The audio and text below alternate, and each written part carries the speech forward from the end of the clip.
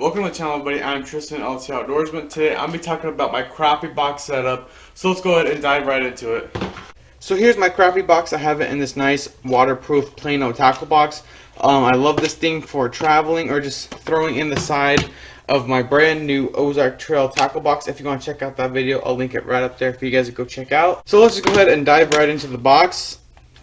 There it is. So first things first, I'm going to work my way this way. So the first thing I have in here is some 4-pound test monofilament.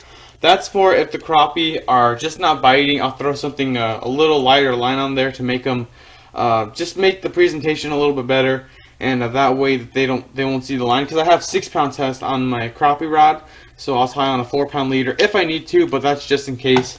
Next thing, I have some of these really micro crankbaits. I'm gonna make a video on those soon, so I won't talk too much about those.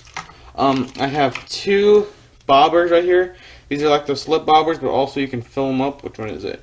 You can fill them up with water to give them a little bit more weight if you need to. I have a little fin spin right there. Also what I do is I take this off and I'll use a jig head with one of these crappie baits. That way I can get just a little bit more shine out of it. So this thing kind of serves as like a double use. And then I have a pack of these fireworms. I haven't caught a fish on them, but I definitely got a few bites on them. And I just trimmed up, once I trimmed the tail up, I started getting bites on them. So just make sure if you get these worms, trim them up just a little bit and you'll get more fish.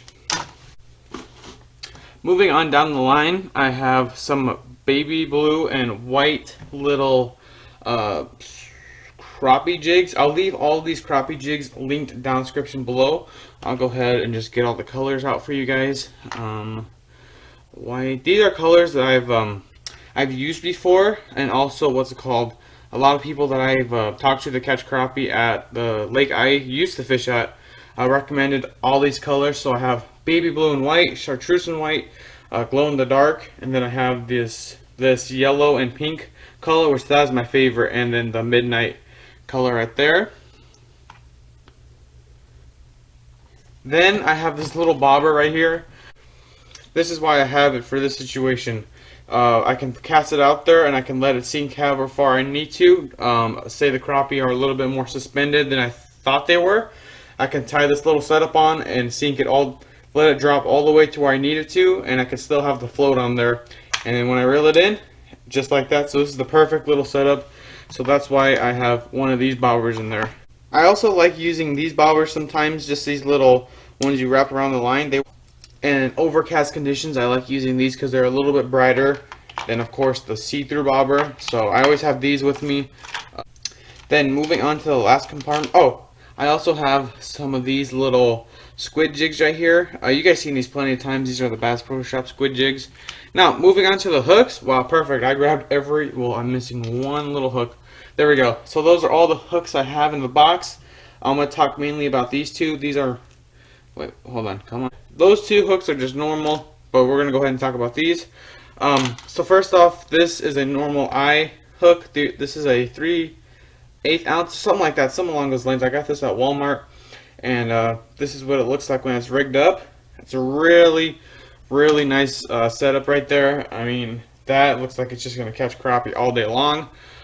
Or even bass too. I've caught bass on the little crappie jigs on accident. I actually caught a bass on a 4-pound test one time because it was my bluegill rod, and he hammered it on the 4-pound test. Of course, he snapped me off.